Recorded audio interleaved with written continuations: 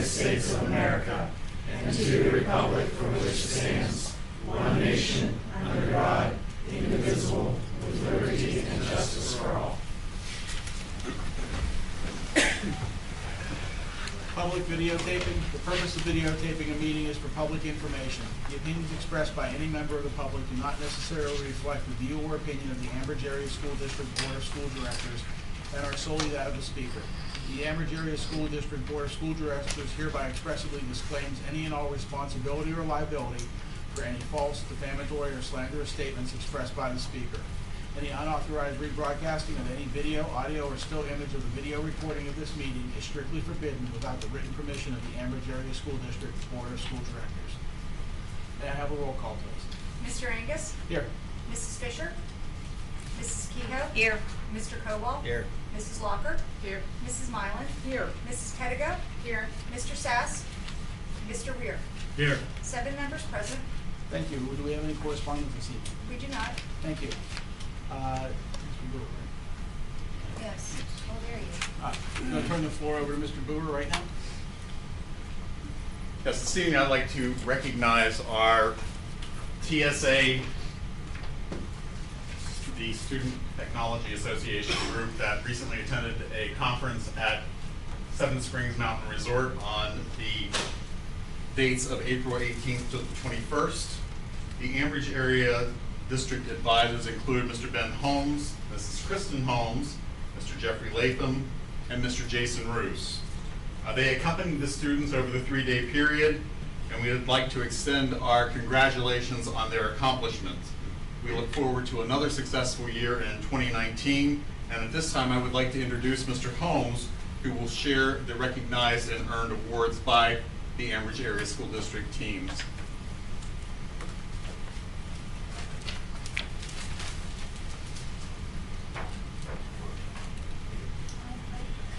Up there so that they can get it on video. Is that good? Sure. All right. Let us go ahead and start off with systems control. We had a team of Dinah Bailey, Kyla Fitzgibbons, and Fiona Osnech. Close enough. Come on up. They received 3rd place in this event. Systems control is an event with robotics where they are given a challenge. They are given a limited time frame to build and program a robot to do some sort of activity to meet that challenge. We have for structural engineering and design, Dimitri Narios and Riley Sass in 9th place. And we had a finalist team of David Brock and Tom Swaney. Those students could not be here due to prior obligations with other school activities. Structural engineering is where the students have to build a beam or a bridge of some sort, and then that beam or bridge is tested for a strength to weight ratio. The best ratio places higher. We have a team for an event called Chapter Team. Chapter Team is parliamentary procedures where the students learn how to run and use Robert's Rules of Order. That team consisted of Dimitri Narios, Madeline Smith, Jacob Shoup, Georgia DeWeese, Samantha Freed, and Fiona Osnich. They received 10th place for that event. Yep. You get another one. Yeah, you get another one. I don't know if you get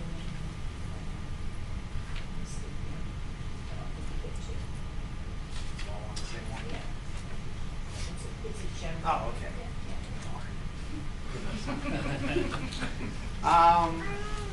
For prepared presentation, we have Dinah Bailey, who placed 10th. And Dinah had 24 hours to take a topic given to her on site and come up with a 3 to 5 minute PowerPoint presentation on that topic.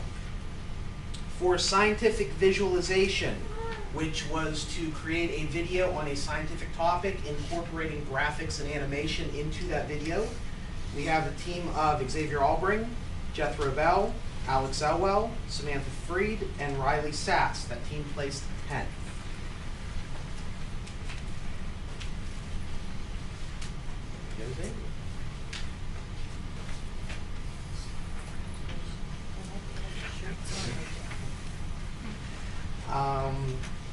Last two here for digital video production. We had a finalist team of Kyla Fitzgibbons Dinah Bailey and Amelia Freed. For that event, they were to take a topic and create a video on it, doing a lot of storyboarding, script writing, and the back end work all with it. And lastly, for debating tech issues, we had a finalist team of Josh Peters and Madeline Smith. That would be your classical debate setup where they have a series of topics, either pro or con. They were at random, a topic, pro or con, and had to debate back and forth with another team. That's what we have for this year. Thank you very much for recognizing these accomplished young ladies and gentlemen.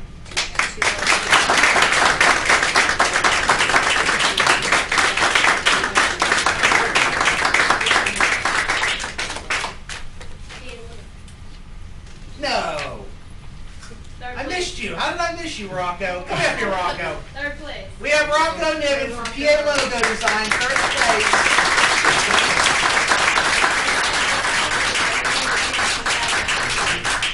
PA Logo Design is actually one of the most awesome events to get first in, and we're shooting for that next year. That is the event that determines next year's T-shirt, pamphlet, web banner, and everything else. And Rocco doesn't want to show his design, which I think is a pretty awesome design here. Smile,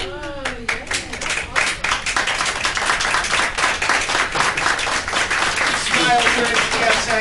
Spin off on the Smile, you're in Pennsylvania. Again, thank you very much, everybody. Thank you. Thank you, Mr. Bowles. Thanks, sir.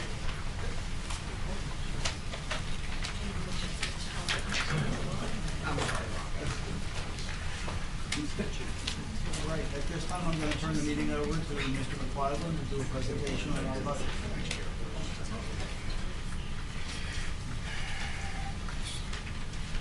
If any of the students need to leave before we start the presentation, they're welcome. I will to do not so. be offended if that.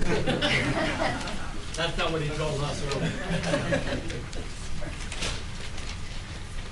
You have a packet of materials in front of you, and the slide presentation is at the back of that.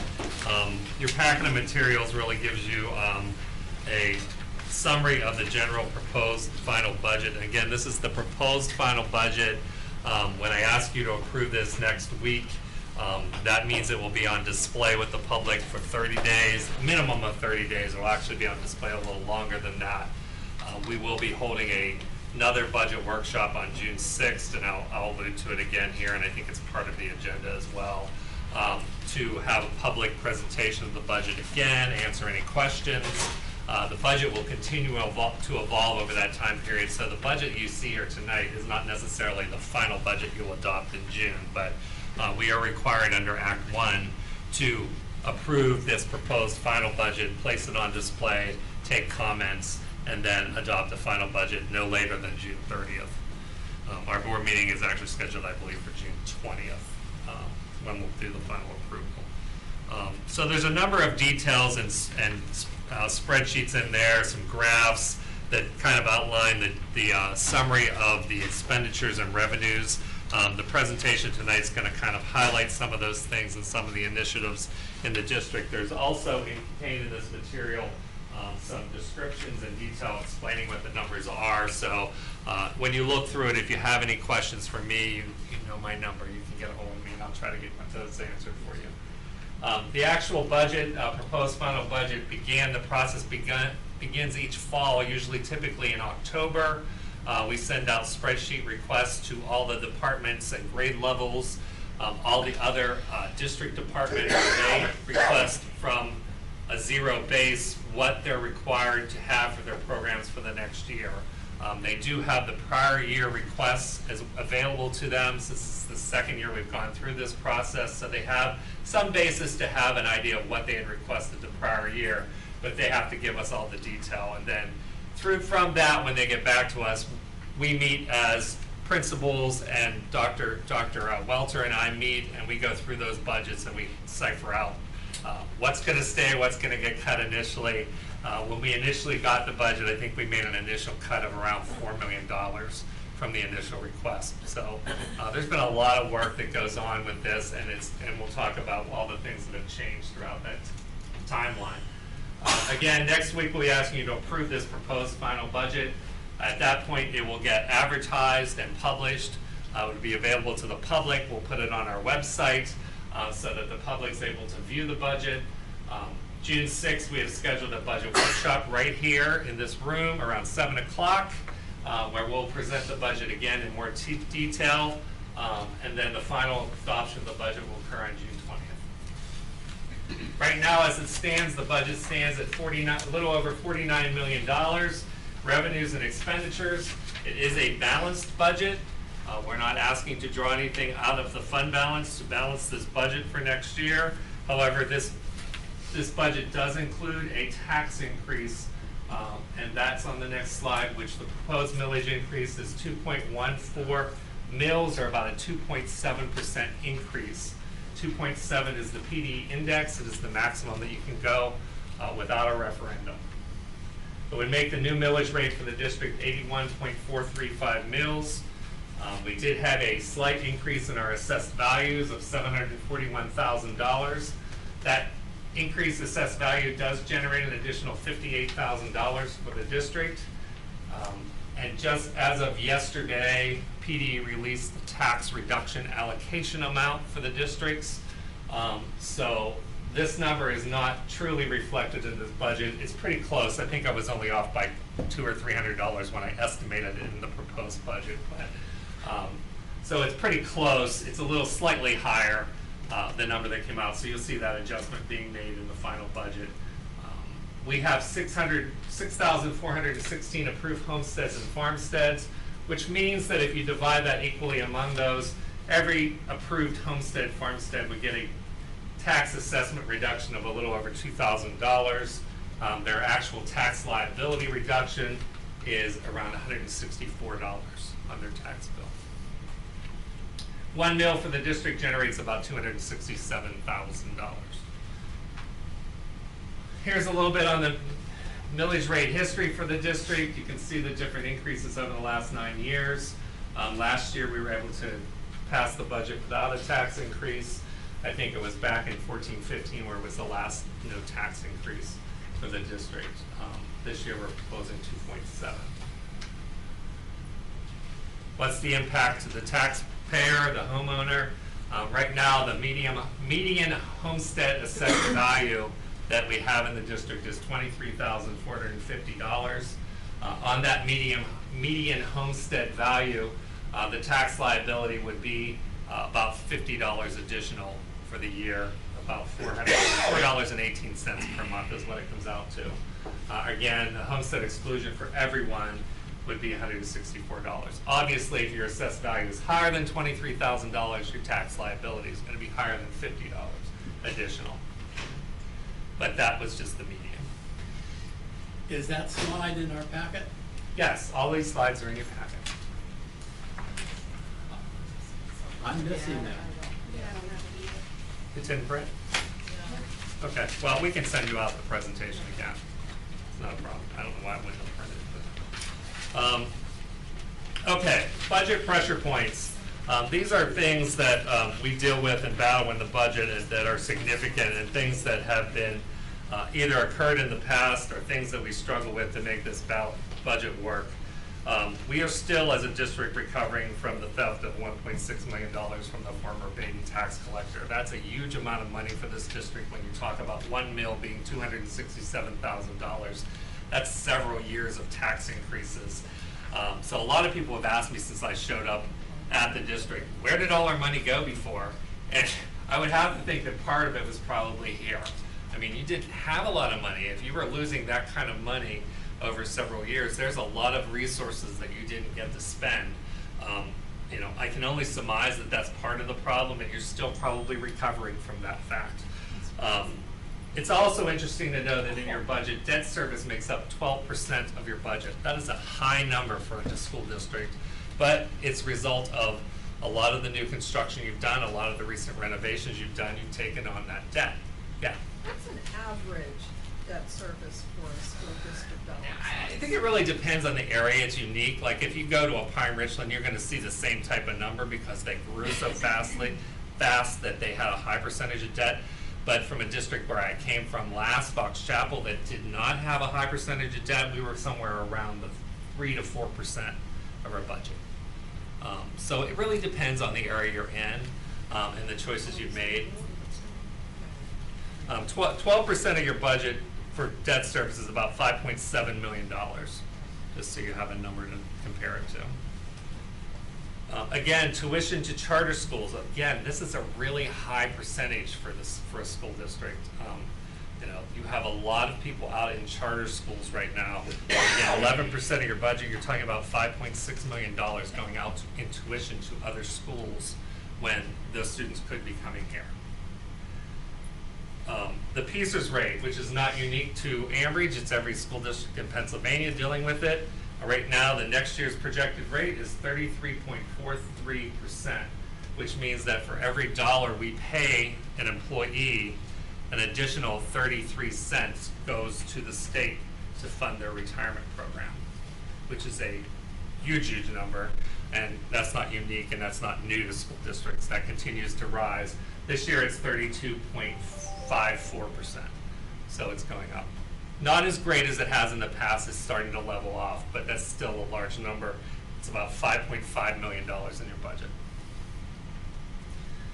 Personnel costs, no big surprise, make up 56% of your total budget, about $27.5 million.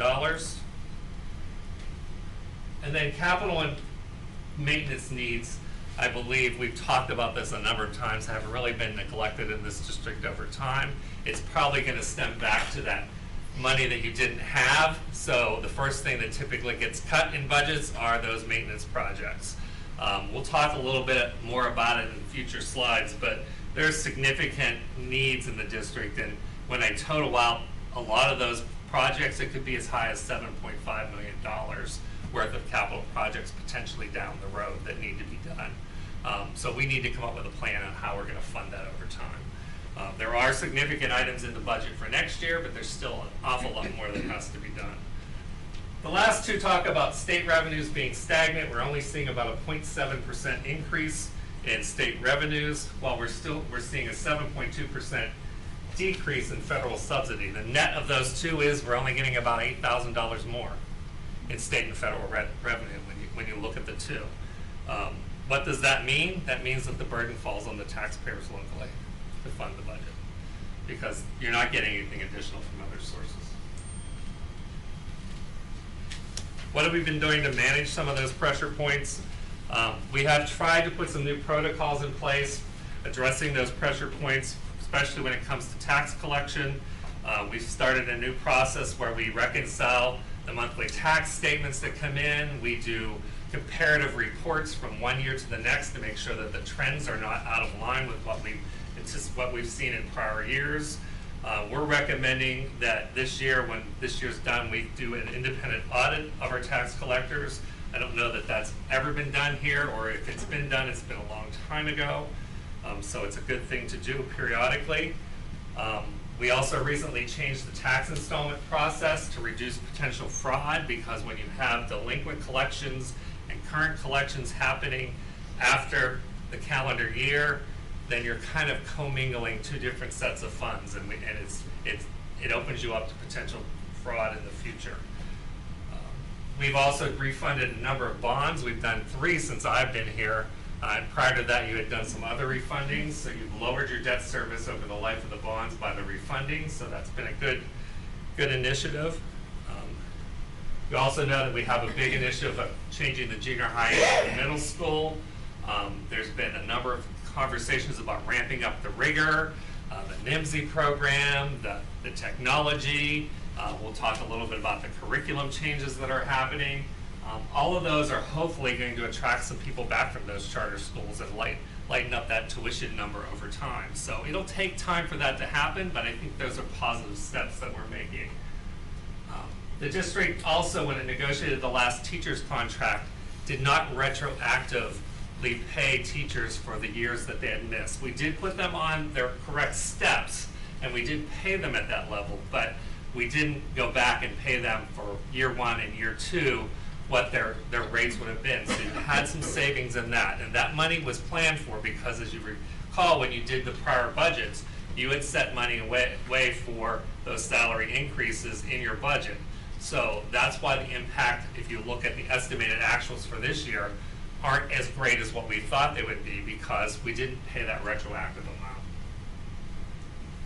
And then finally, we're still developing. It's been a long road. I would hope to have it done by now, but it's taken a little longer than I'd hoped. But we're still developing plans to address capital needs on a long-term basis. We have renegotiated a lot of the service contracts, and we've conducted some audits to look at saving potentials for the district. Most recently, we did a phone line audit. We saved about $26,000 on that audit. Utility, we're proposing, I believe, for next month, I'll be sending you a proposal to do a utility audit as well. Hopefully we'll be able to find some savings there. And we also have done a workers' comp audit, and so far that has netted about $30,000 in savings, but we're still looking for some additional savings there. So those types of things are always good to do periodically to make sure that you're getting the best bang for your buck. What's included in this budget? Well, there are a number of staffing changes. We're going to have some retirements, some attrition. We have some support staff relieving as well. That's reflected in this budget. There are some new textbook series in this budget. We've already talked at a prior board meeting about the NIMSY program. We'll talk about the costs that are in this budget. There's technology and security purchases, a number of capital projects, and then some maintenance projects as well, and some other equipment purchases. So the next few slides will highlight those in a little more detail. As far as staffing changes, we anticipate right now attrition of 4 teaching positions.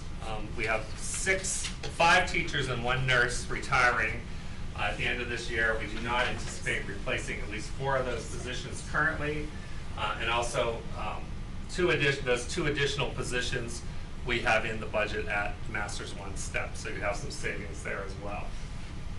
There is an additional principal for the middle school in the budget right now, and I know they're in the process of interviewing for that position.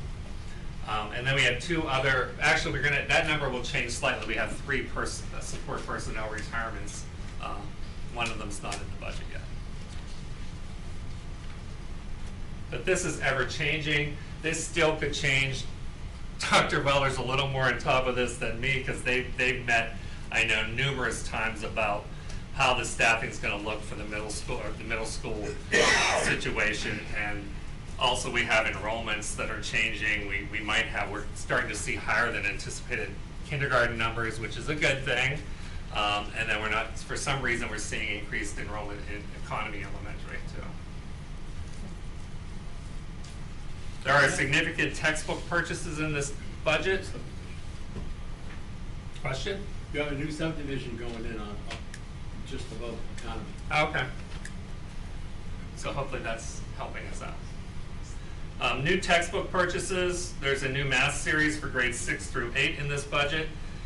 That's about $96,000. That is replacing a series that is currently dated in 2004. And then there's a social studies series for grades 3 through 8 at about $64,000, replacing a 1990 series. You have a number of science textbooks that are being replaced at the high school. Physics, honors chem, biology, geology, and earth science, and you can see the dates range from 1997 to 2006 on those. So a lot of textbooks and curriculum that need to be updated. Questions about that? We talked a little bit at a prior board meeting about the NIMSY program. That's the National Math and Science Initiative Grant. We're the first district in the Beaver County to be awarded that grant. It's a $750,000 grant over the next several years. It does require some contributions by the district for staff development. There's about 38.5, I believe, in the budget between the staff development, the contribution we have to make, and then some of the training costs that are involved. Technology and security purchases that are in the budget. We're going to be upgrading the middle school wireless. 80% of that project will be funded through E-rate. There are a number of new projectors that need to be purchased and installed. We're upgrading a number of old projectors that are in the district. There are 30 new laptops and 200 new iPads that are going to be purchased. And then we're replacing a number of desktops, laptops, and iPads in the district, and you can see the numbers there. They do add up quickly. We are going to be doing a leasing program for those technology purchases, so we'll be able to fund those over a 3-year period.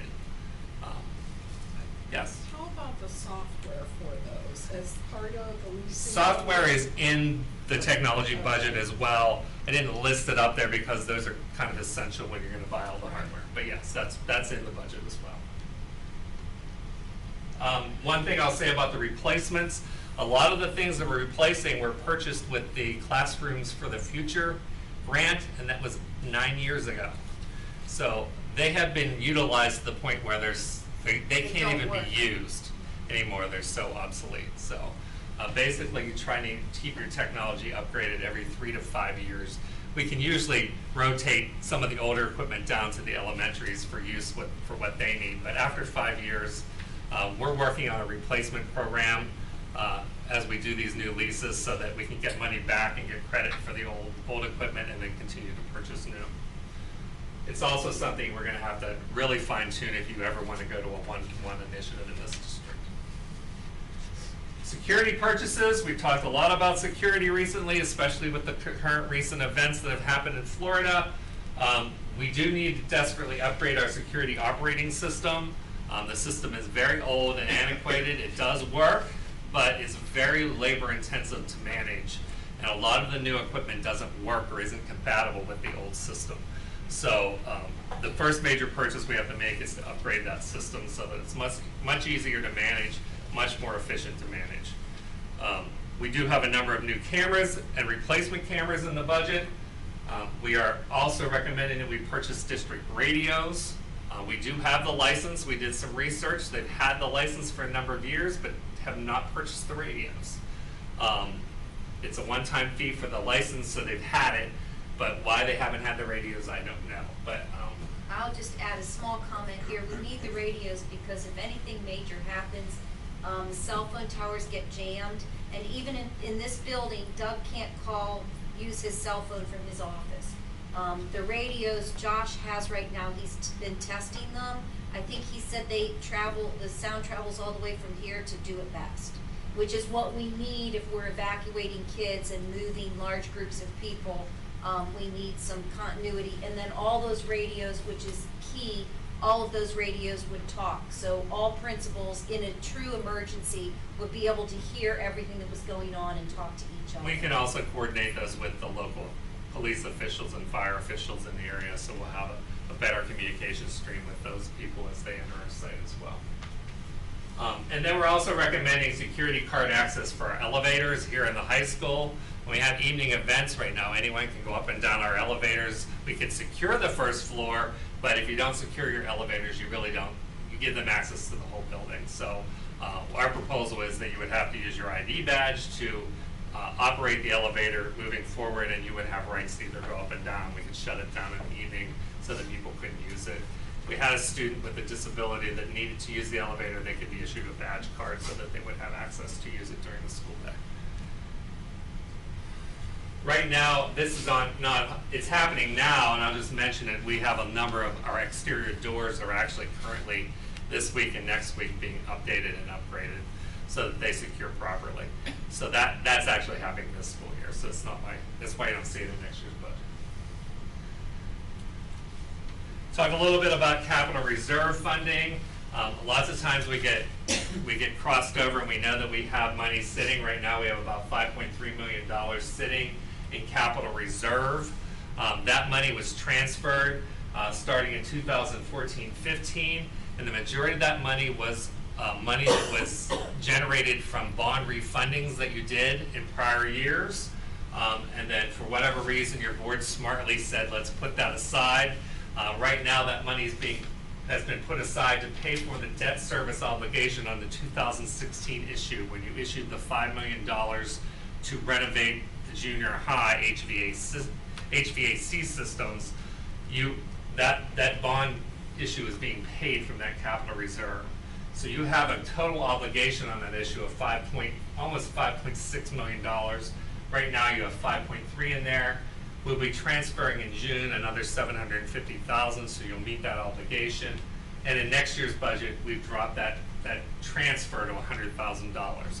The main reason for that is that we put a lot of the capital projects that need done next year in the general fund, so we reduce the amount going to capital projects fund next year to fund those capital projects and those maintenance projects. Just an example, I talked a little about $7.5 million worth of capital projects. $4.2 million we already know we're going to need just for the paving improvements and sidewalk improvements that currently exist in this district. It's a huge number. Doesn't mean it has to be all that, no. I mean, we certainly would fine-tune bids and have more tighter specs before we went out to bid for those things, but that's not something you're going to be able to do in 1 year. That's something we're going to have to come up with a plan to figure out how we're going to get those things all up to speed over the next several years. And then we already know we have the bleachers at the field house that are sitting there that aren't open. About $400,000 right now estimated to repair those or replace. But that's them. not in the budget. Not in the budget. All right. These are some of the capital maintenance projects that are in the budget. There is some paving in there. It's just for the Economy Elementary Circle. When you first get there, where the buses go in and unload. It does not include the roadway. It does not include the parking lots. It does not include anything behind the school. It's just that circle, $300,000. For the middle school upgrades, we have locker replacements at $90,000, flooring and window coverings at the middle school, stage lighting at the middle school. Here at the high school, we're recommending bridge repairs. You have a lot of corrosion under the main entrance bridge. We were going to plan to upgrade the lighting on that in this year's budget. However, it didn't make sense to improve the lighting if you were having water leaking into the lights. So we need to fix the drainage problems before we, and the corrosion problems before we address the lighting problems. So you'll see it, you're seeing it back in next year's budget at a slightly higher, well, at a much higher number. Everyone loves the bathroom sinks here at the high school. We're planning on replacing those sink sensors so they actually work next year. But that's a pricey ticket, you know, $11,000 for that. We are also recommending, we are in desperate need of some storage so that new equipment isn't being purchased and stored under the old grandstand out here. We'd like to get a pole building erected down there so that we can store and protect the equipment that you're purchasing.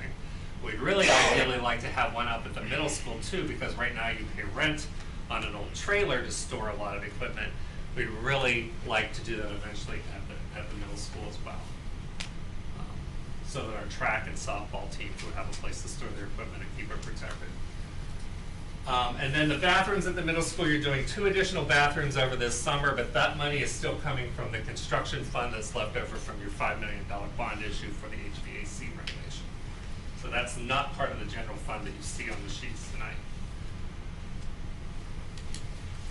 Other equipment purchases in this budget, there's furniture being replaced at the middle school, teachers' desks, student desks, science tables, upgrades of the family consumer science department, music chairs, computer lab tables, kind of a total revamp of the furniture in there. It seems like that furniture's been scavenged and hodgepodged over the years from everywhere they can get it, so we're hoping that that gives the middle school a nice facelift for the kids coming in next year. Operations and maintenance, we're requesting 4 riding floor cleaners to make our staff more efficient and keep the buildings shining and a little more polished throughout the year. Some additional leaf blowers because they just simply wear out, and then 10 new wax applicators. A lot of them are really at the end of their useful life. There's a number of athletic equipment in there. I have it listed for you. And then there's a number of academic pieces of equipment for art and music. A lot of it's music and science, I believe, and special ed. What's not in the budget? You know, we wanted to take a little bit of time to talk about it because there's still a lot of needs. And maybe Dr. Welder can address the first couple more than I can, but academically you have currently no elementary guidance counselors. There's no plans to add any guidance counselors at the elementary. There's no librarians in any of our schools. There's actually no library at the middle school. There is a media center, but no library. And I'll just interject, sorry, Doug. Sure. All of these books are sitting here, but they cannot be taken out because they can only be distributed by a library media specialist per the contract. So if kids want to come in and use these books, they can, but they do not leave this library right now. When we talk about security, I did talk about some of the things that are in the budget. There is no money in the budget for additional metal detectors at the middle school or scanners at the high school. There's no paving except for that circle at Economy. We still will have a number of classrooms that do not have technology devices in them after we're done with all the purchases we're making. The stage lighting at the high school is also in desperate need of replacement. But that can't happen next year either because of budget constraints. We talked about the pole building at the middle school for storage of the athletic equipment. There was initially plans for a new weight room design and equipment at the high school. In this budget, it had to be cut throughout the process, and there's also going to be no weight room at the middle school. Currently, the area and the equipment in that area are just unsafe. It's very old. The area itself is kind of unsafe and unclean. So we initially were planning to clean that up and move the equipment at the high school up to the middle school for their use and purchase new at the high school, but when we got down to it and had to make final cuts, that simply did not make the cut. And then as far as staffing, we haven't talked about it. It's not in the budget. Well, we have talked about it, but it's not in the budget. Increasing the part-time secretary at the middle school to full-time status, since you're adding an entire grade to the middle school. There's probably going to be need for 2 full-time secretaries up there. And then also with all the new technology and the fact that Josh Jones, who's in the tech department, is really starting to get pulled away more for security things. Josh happens to be FEMA trained, so we've relied on his expertise a lot to help us with a lot of the security plans and designs.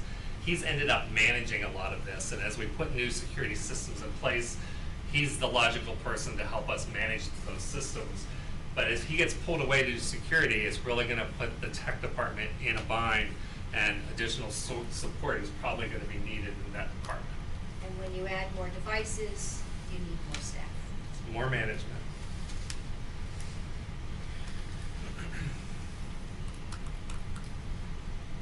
So as it stands, just to recap, we're balanced with the tax increase.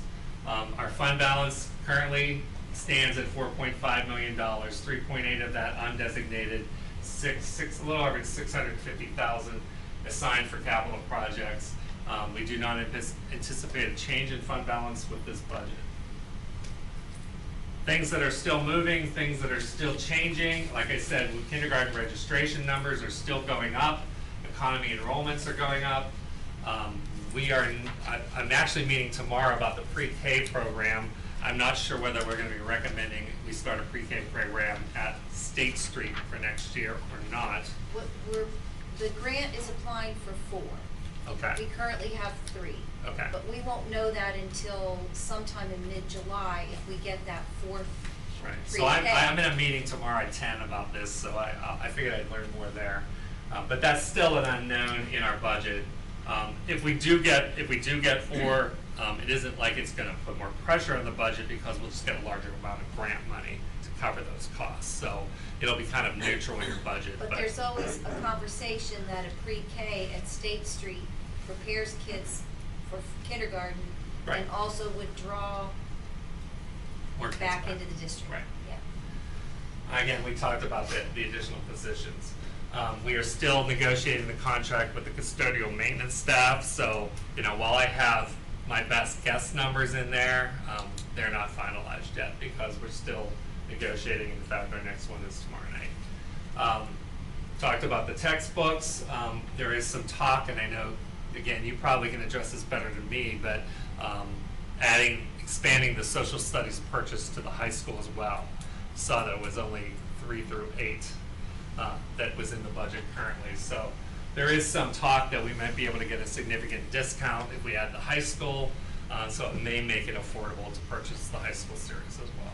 And the other thing that Houghton Mifflin is doing for us is deferring half of the cost interest-free to the following year. Yeah, that just happened, so that's not reflected in the budget either, so you'll see those changes happening. So you'll see those numbers cut in half for those other programs that I showed you tonight.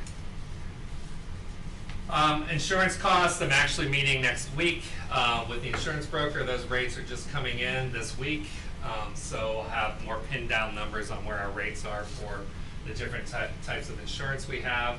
And as far as revenues, we never know what the state final budget is going to look like. And federal allocations typically don't come out till right after we issue our proposed final budget. So I'll have better numbers by the time we do the final budget in June for those types of revenues. So the split between, for the textbooks, for Yes. in the one, this says 2017, 2018, and 2018, 2019 school years. That's for the math books. That's the And then the math. social, what we The talked social about was the studies. social studies we would do in the 18, 19, and 19, 20. Right. We did look, and we might be able to purchase half of them this year, because we have enough, I believe, textbook money left scattered throughout the budget, that we may be able to make some of the purchases. Yes. You mentioned the word grants. Yes. Where are we on finding grant writers doing grants to help us with some of I don't know that we've made any attempts that I'm aware of to locate a grant writer for our staff, but our department people and our principals are often, out there looking for different grant opportunities. I've met with a couple people about some of the safety grants, and I know that Mr. King has done a lot of the different grants for the district as well. So, we'll continue to make those efforts, but there's nothing in the budget to hire someone additional to just write grants. And I think Valerie and I talked that there were some people that might be willing to write grants, so I have forwarded some information to Valerie. I've not gotten any names of who those people are, but I get information probably on a daily basis. Well, I've talked to some people in my community who are doing grants, That's who are Right. grant writers, contractors. and They none don't of them charge. have jumped the Contract. chance. Okay. Free help will take. So next steps, we just continue to finalize the budget figures. We're still working on the food service budget. I think I'm going to have some good news to report on that front.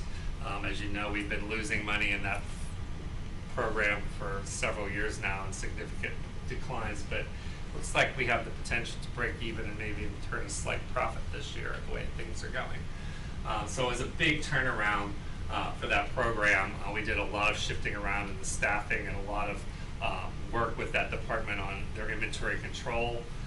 So it's really made a significant difference. And quite honestly, I'll tell you that last year was the first year you ever did a food service budget. You never did one in this district before. So I was a little shocked at that, but it really makes a difference when you start to throw the numbers on the paper and you start to see, well, where should we make changes? In fact, next year we're hoping to turn definite profit in the budget right now. So more to come on that, but I think it's starting to look pretty good.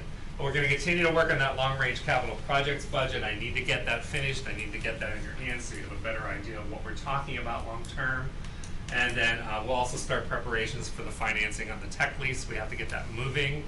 And hopefully I might even have that for you if you're having a special voting meeting on the 6th prior to the budget workshop to act on some other things, just so we can get things ordered in a timely fashion so the tech department has time to get it set up for the start of the year. And then final approval in June. Questions? What's the, for the fund balance, the ending fund balance, what have you seen as average? They Right now, typically we're they'll at tell you that a healthy fund balance ranges between 5 to 8%, and you're at 8% right now. So you have a healthy fund balance. You have a strong fund balance. But that's typically what they'll tell you want to see in your operating budget. Okay. So other districts operate with a 5%? They range between 5 and 8, depends. It's your comfort level. Your policy, you actually have a policy that wants it to maintain in that range. So there have been times like last year's budget we balanced withdrawing from the fund balance. So those are certainly options. I just don't like to get in the habit of funding continuing operating costs from fund balance because you're eventually not going to have a healthy fund balance if that's the trend you take.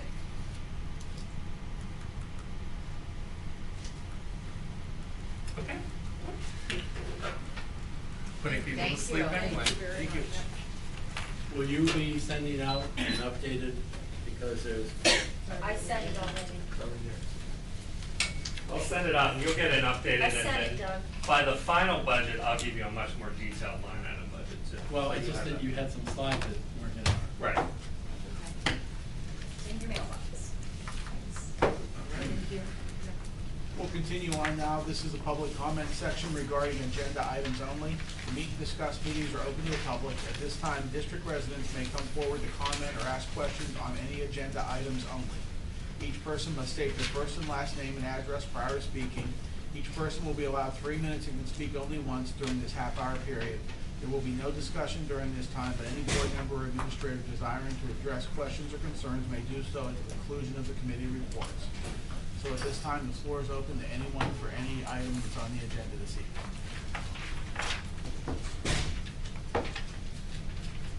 Okay, we'll move forward then. First up would be education and technology. Ms. Pettigo. Great, thank you, Mr. President. So for discussion this evening, the first piece is a point of information. The JROTC instructors will take 4 cadets on a field trip to Washington, D.C. on May 24th, leaving at 5 a.m. and returning around 10 p.m. that evening. They will be transported by a charter bus, and the cadets will be escorting World War II veterans as they tour the memorial sites. Okay, now I'm going to go through each of the points. The first one is the JROTC program, which was tabled from last meeting. It's recommended to approve a change to the JROTC program for the 18-19 school year to offer a full-day program only and to eliminate the half-day and single-period only enrollments. Number 2, a settlement agreement is up for approval. It's a settlement agreement and release between the district and student 1718-1. Number 3 is regarding summer school. It's recommended the administration be given permission to organize an elementary summer school program to provide remediation for students. The program will provide instruction in the subjects of mathematics and English language arts. It's going to run from July 9th to July 26th, Monday through Thursday. 2018 Beaver County Summer Academy. We want to recommend approval to participate in the Beaver Valley Intermediate Unit's 2018 Beaver County Summer Academy and agree to financially support the program by contributing $500 to help defray the costs. A memorandum of understanding between our school district and the NIMSY, or National Math and Science Initiative, for the purpose of implementation of the NIMSY's College Readiness Program within the district as presented. The initiative was already approved in the previous meeting. Student discipline, ratified discipline agreement 2017-2018-20 relevant to a high school student, effective May 2nd. Student discipline 2017-18-21 relevant to a junior high student, effective May 4th. Modification to the school calendar, Thursday, May 31st will be a half-day early dismissal for students. And then number 9, it's recommended to approve the adoption of the Houghton Mifflin Harcourt Math Series, Go Math, grades 6 through 8, high school Algebra 1 and 2, and high school Geometry. The total cost will be split between this year and next year through the ability to defer half of the cost for 1 year interest-free. The total cost is $95,663.74. Those are the items for discussion. Is there any discussion? No discussion, then we'll move on. Mr. Sassy is not with us this evening. Mrs. Walker, would you mind taking finance and budget, please? Certainly. Item number 1 under finance and budget is the school district monthly bills and salaries. And it's recommended to the district's bills in the amount of $1,939,297.11, and the salaries be paid at $1,002,000. Item number 2 is the cafeteria monthly bills and salaries. Item 3 is the construction fund 31 bills. It's recommended that the monthly construction fund 31 bills in the amount of $2,999.99 be paid. Budget transfers is number 4. It's recommended to approve the budget transfers from May 2018. Number 5 is the final budget for the proposed final budget for the 2018-19 year as presented by Mr. McCausland. And to follow that up, there's a number 6 item, which is budget workshop, and it's recommended that the budget workshop be held for the public to provide residents with an opportunity to review the budget and have questions and answers. A question and answer session with Mr. McCausland to be held on Wednesday, June 6th at 7 p.m. right here in this room. Number 7 is the Allegheny County Schools Health Insurance Consortium Agreement. It's recommended to approve this agreement between the Ambridge Area School District and the Allegheny County School Health Insurance Consortium for medical, drug, dental, and vision plans effective July 1st, 2018 as presented.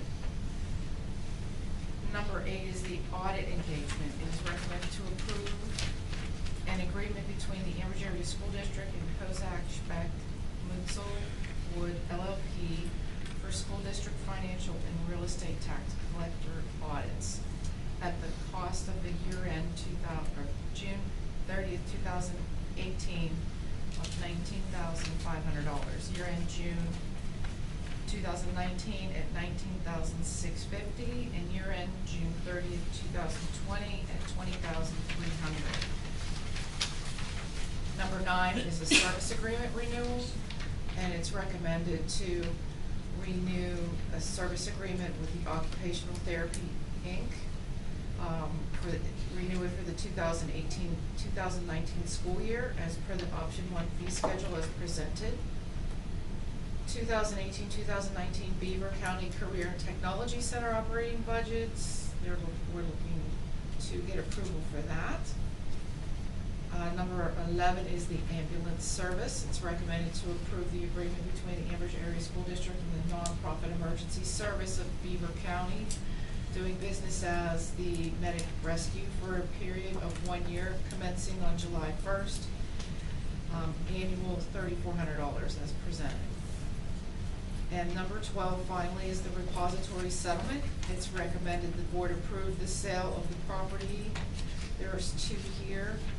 As typical for us, it's a Lenz Ambridge PA tax parcel at $1,715 and a 909 Beaver Road Ambridge PA tax parcel at another $1,715. Is there any questions? Any discussions? Number 10, what is the increase that we're going to be voting on from one year to the other? I just presented it. Let's ask somebody that might know that question. You know, I don't have that in front of me. It is up just a little bit, but I thought we were going to get that budget email. You should have, I know they didn't send it? Yeah. I thought it was. I want to say it's around 2% or something. Yeah, because if you go through the budget, each page separately has a reason for an increase on that page. A lot of it's like contracted, raises for staff, increase in the healthcare costs, and PESers. Increase in the total budget is $216,917. That's the increase? Yeah. It's overall, right? Right. That's the overall. Yeah. So split among We the. do not anticipate, I don't anticipate from the district level that we're gonna be paying anything major difference, but it's based on our enrollment, as I Right. understand it. Right. And as I understand it, they're trying to, the articles of agreement are kind of, they're old and you haven't developed new Well, ones yet. they've been expired for decades. Okay. We are so- working, we do have a committee, we are working on that. We are meeting with Doug, Mr. what was that Weiss. 216? 216,917.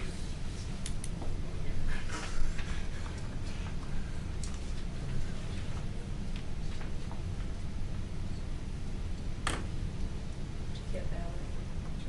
I got 3%. Is it 3? Okay.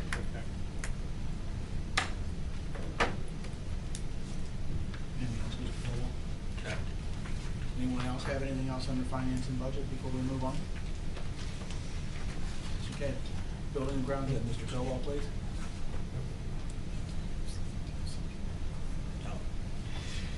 Change order the junior high restroom renovation project is recommended to approve deduct change orders PC2, GC1, HC1, and EC1 for the East End Plumbing and Mechanical Inc. for the junior high restroom renovation project, and the savings in the amount of $16,088.50.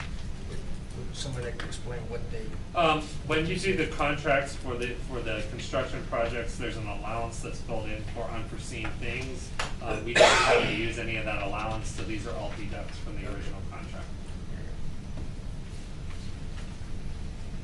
Next would be athletics, and Mrs. Fisher's not here this evening, and there is nothing under athletics, so we'll move on to public relations. Mrs. Miles. Under public relations, I have one point of interest. The Ambridge Area School District's Hall of Honor Committee is pleased to announce the 2018 inductees. The Hall of Honor's objective is to recognize people associated with the school district that have distinguished themselves in an outstanding or extraordinary manner. The district is honored to recognize and have the hall serve as a proud reminder and inspiring memorial to all students that they have unlimited potential. The 4 inductees will join the Board of School Directors and Administrators along with friends and family for a reception prior to graduation. Our newly inducted members to the Hall of Honor will be officially recognized at the graduation ceremony as well. I'm pleased to announce tonight our 2018 Hall of Honor inductees. Dr. Ken Circa, class of 1989. Ms. Karen Larimer, class of 1980. Ms. Rhonda Wozniak, class of 1979. And Mr. Charles D. Rowley, posthumously, class of 1952.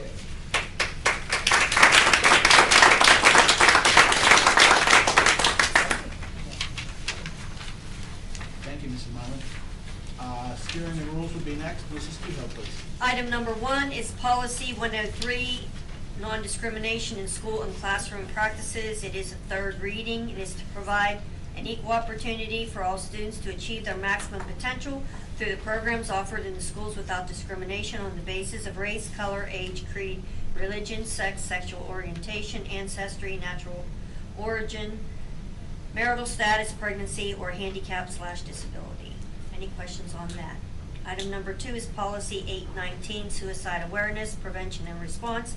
It is also a third reading. It is to protect the health and safety and welfare of the students and school community, and to support a comprehensive district program to promote behavioral health and prevent suicide. Any questions on that?